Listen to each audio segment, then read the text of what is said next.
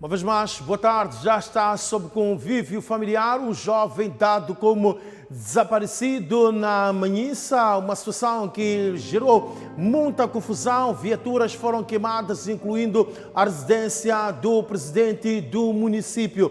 Ora, por essas alturas, já todo o interesse de voltarmos a Manhissa para sabermos, Peter, boa tarde, onde andou, com quem andou e como é que está a Manhissa a essa altura que se recebe essa indicação do regresso desse jovem. Boa tarde.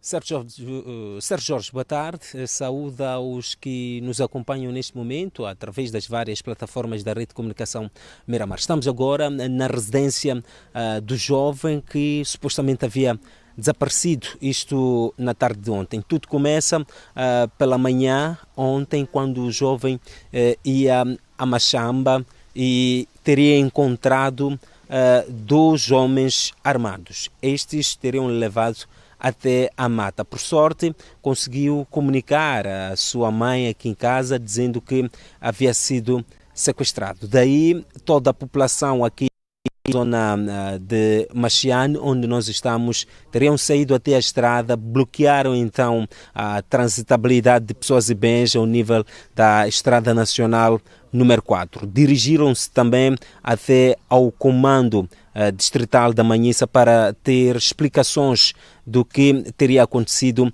onde é que estaria este jovem com quem vamos conversar daqui a pouco. Acaba de voltar da unidade sanitária porque diz que passou momentos tenebrosos nas mãos destes dois homens armados que até agora não se sabe quem são. Vamos conversar com ele para termos explicações do que teria acontecido ontem, o que houve e como é que está a saúde dele neste momento. Vamos convidá-lo para conversar, pode aproximar, vamos falar com ele em anonimato para salvaguardarmos a integridade física dele.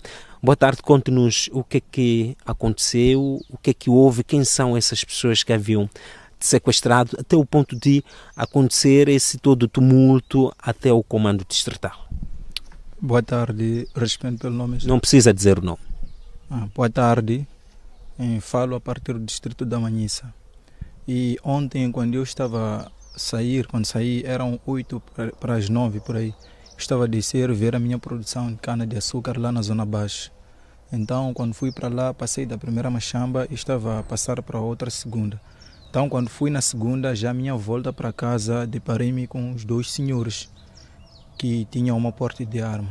Estavam vestidos de forma civil. Então eles me pegaram e disseram, vai conosco. Então eu perguntei se por acaso fiz alguma coisa, um roubo, até chegar ao ponto de me apontarem com arma.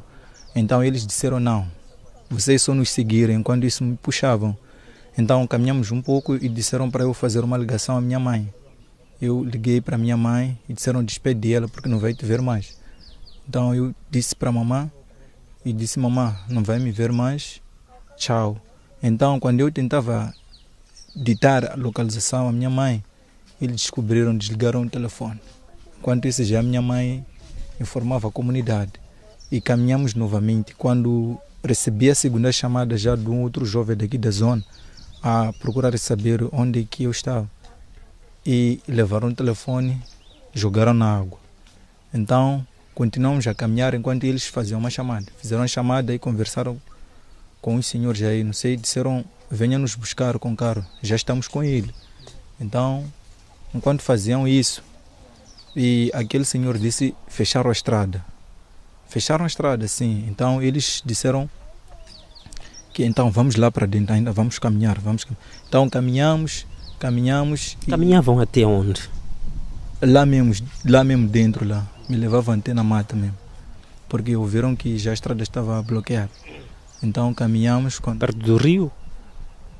Não é perto do rio, mas a Zona Baixa quase toda está inundada, devido a chuvas intensas que houve. Então caminhamos e durante a caminhada voltaram a fazer chamada de novo e eles disseram que tinham que me deixar porque já não tinha como eles saírem comigo lá para o carro. Então me bateram 2 vezes na cabeça com arma e depois me fizeram engolir 5 pedrinhas à força. Então engoli aquelas pedrinhas e quando engoli pedrinhas, depois fizeram-me desmaiar com um lencinho aí preto e quando desmaiei ali, depois foram. Então eu acordei ali sem noção onde que eu estava. Então comecei a andar, andei, depois saí num caminho lá dentro, lá no fundo. Então quando saí de lá, depois localizei, encontrei um caminho que ia para casa. A que horas isso? Isso já eram 15 a 16 por aí. Então quando eu voltava, desde aquela hora das 9, quando eu voltava já, encontrei um senhor pescador daqui da zona. E ele disse, porque eu não sabia o que está acontecendo aqui na zona. Então ele disse que não foi você que havia pego. Eu disse sim. Então ele disse, vai para casa. Fecharam até a estrada. Então eu continuei, só que durante o caminho depois voltei a cair novamente. Então um senhor aí me levou, já acho que 18 por aí, mas ainda estava. Então me levou aquele senhor e depois veio comigo até em casa. Sim. Daí depois conseguiu ter ajuda para o hospital? Dali só veio aqui em casa, fizeram tomar leite, algumas coisas aí para fazer lavagem. Então tomei aquilo ali, só vomitei, aquelas pedrinhas não saíram. Então durante a noite eu me senti mal, estava mal de estômago, então fui ao hospital. E no hospital fizeram-me raio-x e disseram que as pedrinhas já não dão para sair da boca por vômito, porque já passaram, estão nos testículos lá embaixo. Sim. E conseguiram tirar? Não conseguiram tirar, disseram para... Como é que se sente agora? Às vezes paro, de vez em quando estou com dores de estômago, mas não lá muito. Mas há momentos em que a dor é muito, muito forte mesmo. Sim.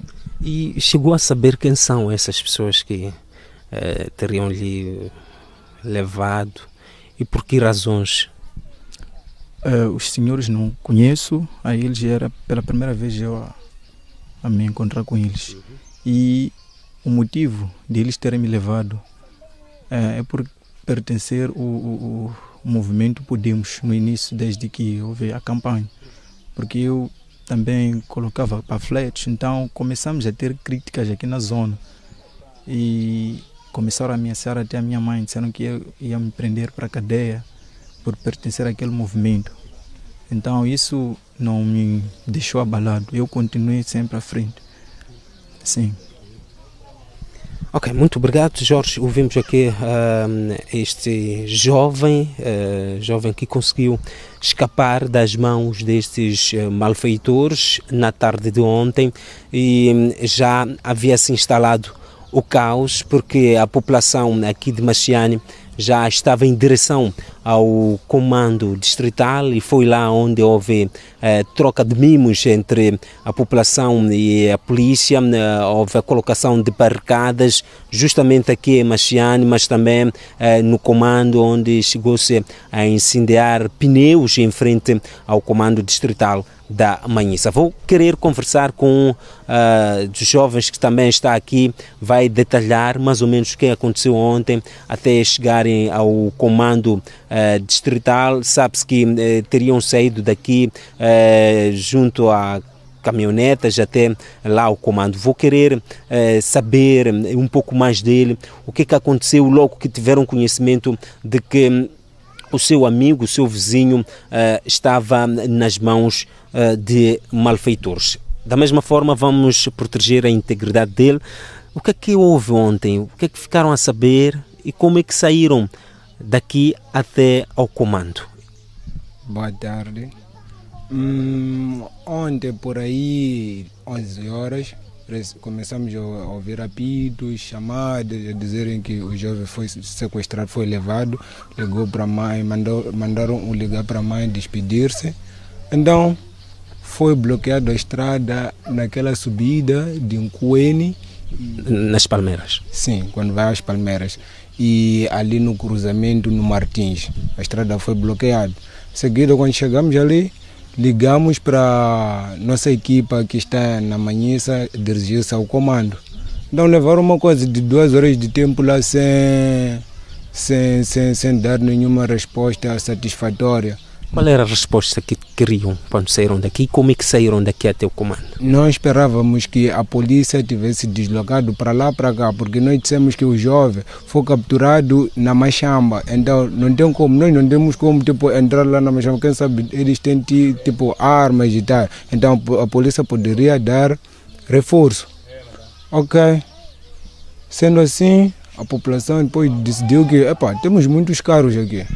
Não temos como sofrer, por que não vamos até lá na esquadra? Porque eles não estão a levar a sério. Então é quando se manobrou 2 caminhonetas, carregou-se o pessoal de Nkuini, é que eles passaram, encheram-se o caminhão, encheu-se um caminhão aqui e saíram mais. Eram 3 carros, eram 3 viaturas assim. Mais ou menos quantas pessoas já que eram? Não sei exatamente o número, mas eram muitos. Então chegamos lá na esquadra, deram muita manobra para falarmos com o comandante, deu-se muita manobra. Quando depois começamos a falar com ele também não estava a dar uma resposta satisfatória. Quando apareceu um agente da Cernic, sugeriu aquela ideia que nós tínhamos de por que não se deslocam para cá. Só que depois disso aí não houve resultado, porque eles estavam a demorar nos responder e a população, quando é difícil controlar muitas pessoas. Ânimos e tal, nossa uire também é nossa uire. Assimilava gestos de morte, vamos nos matar, essas todas as coisas aí.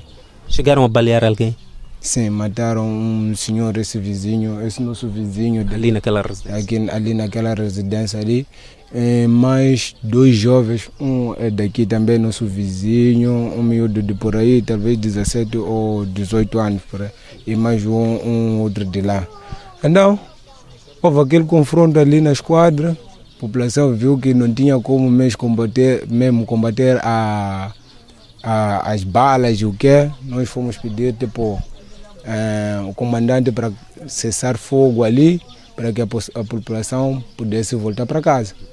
Então, quando já estávamos a voltar para casa, é quando já nos juntamos com o pessoal de Manhissa que vinha já com tretas com o presidente municipal. Quando chegamos ali, encontramos que já tinha um montão de pessoas ali a dizer essa casa deve ser queimado. Então todo mundo se agitou, queimou-se aquela casa ali. Apareceu de novo a polícia. Logo que começaram a dar tiros lá, bloqueou, a estrada ainda estava bloqueada. Conseguimos voltar, veio a UIR aqui, começou a dar tiros de novo, entrei nos nossos becos a dar tiro. Então, enquanto já estava aberto lá do outro lado, então desmancharam aquele nó que tínhamos traçado ali, carros, o tráfego fluiu. Então, quando voltamos, aqueles também recuaram. Ali houve uma estratégia de não fecharmos um único lugar ao mesmo tempo, porque a ideia ali já era encurralar a polícia, ficarem sem balas. Então nós fizemos a nossa maneira, que não vamos revelar aqui, porque podemos vir a precisar no outro dia. Estavam numa guerra com a polícia? Numa guerra que, se eles tentarem de novo, não sabemos como vai terminar. Vimos a reportagem do senhor presidente do município a contar milhões, mas aquela vida que se foi vale mais que aquela residência dele. Na casa do presidente do município, o que é que fizeram mais ou menos?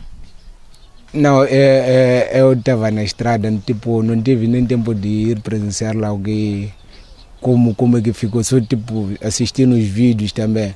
Eu logo que começou aquele bang-bang, depois peguei chapa, voltei para casa, encontrei um chapa de... esses vão para casa, vieram me deixar ali. O jovem aqui fala de malfeitores ou pessoas desconhecidas que teriam levado a ele até a mata. A população conhece essas pessoas? Não, por acaso foi semana passada. Se não me engano, se não for semana passada, semana antepassada, tivemos uma reunião ali na localidade, onde depois dessa reunião, era uma reunião de jovens e tal, não sabemos por que veio agentes da Cernic e a polícia. Apareceram cinco agentes,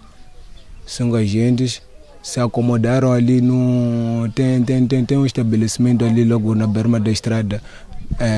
Então entrou-se que lhe mandaram para ir capturar imagens para poder se notar pessoas que são ativas e pessoas que estão lá.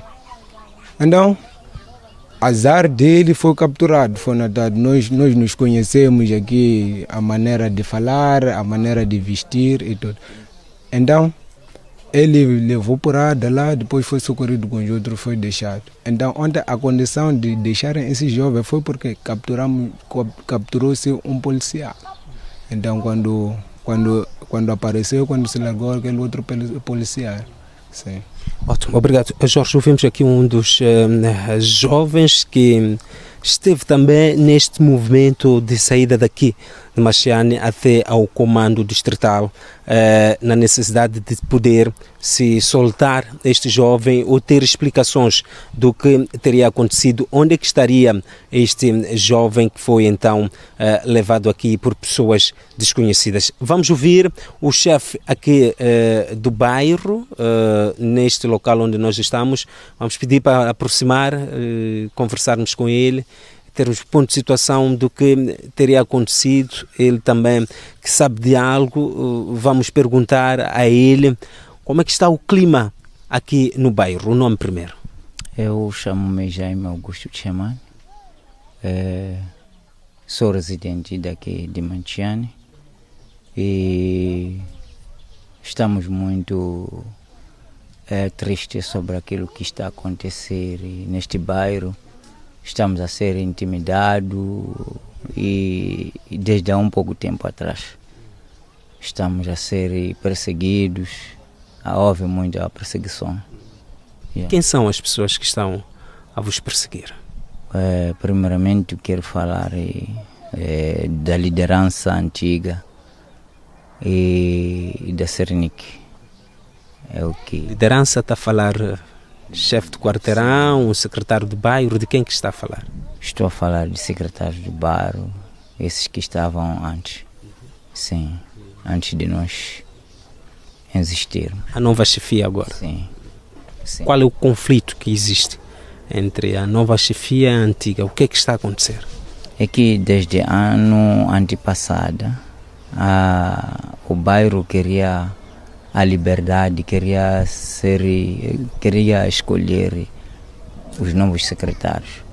Então, eles não aceitavam essa escolha do novo secretário. Então, o secretário antigo, ele queria pôr a pessoa que ele gostava que pudesse liderar. Então, a gente negou disso aí. Aí, quando criaram um plano de pegar umas 2 pessoas, foram detidos na cadeia central. Então, por negar isso, por negar que não é ele que pode escolher, e somos nós, a população, que devemos escolher a pessoa que deve liderar. Então, até hoje essa perseguição continua? Ainda continua, sim, ainda continua. Falava-se aqui também de ter havido questões de a população sair até uma zona, começar um parcelamento. Estaria isto envolvido também? Não, isso acontece, mas as zonas parceladas, essas que estão a se parcelar, não são... Pela população? Sim, não são zonas que têm um problema disso, são zonas que desde há muito tempo estão sem ninguém, não está a se executar nada. Este barulho não tem nada a ver com a questão do parcelamento nos bairros? Não. Ótimo. Jorge, ouvimos aqui então o chefe do bairro 4, neste ponto onde nós nos encontramos aqui na zona de Machiane, local onde a tarde de ontem foi de tensão neste ponto. As barricadas começavam justamente aqui em Machiane e iam até a vila, no comando distrital, onde também houve um confronto extremamente forte. A população junto com a polícia acabou saindo de lá até aqui, procurando então deter alguns jovens que estavam nesta manifestação. Saindo do comando distrital, alguns populares teriam passado pela residência privada do Edil da Manhissa, onde também houve vandalização e saque naquela residência, e as pessoas foram puxando-se até cá. A polícia também foi chegando até cá, e conforme ouvimos um dos jovens aqui, que a polícia acabou invadindo aqui a zona, invadindo aqui o bairro, entraram aqui em perseguição então aos jovens que estavam naquele local. Jorge, é isto que nós tínhamos a avançar, onde conversamos também com este jovem que estava desaparecido. Por sorte já está no convívio familiar, passou por momentos desagradáveis, conforme ele contou e explicou mais ou menos o que é que teria acontecido. É isto que nós tínhamos a trazer, devolvemos a palavra aí para o balanço geral. Certo, muito obrigado, Peter. Tudo que fazemos votos para que se avance para a pacificação, isso exige diálogo, exige cedências, exige comunhão. É preciso que Manhissa volte a trilhar os caminhos da paz. Manhissa converse mais, polícia conversa mais com a comunidade, autoridades mais com a comunidade também que se mostre aberta a conversar com as autoridades para juntos poderem ultrapassar este momento que não é agradável. Vamos ao intervalo, voltamos com mais informações.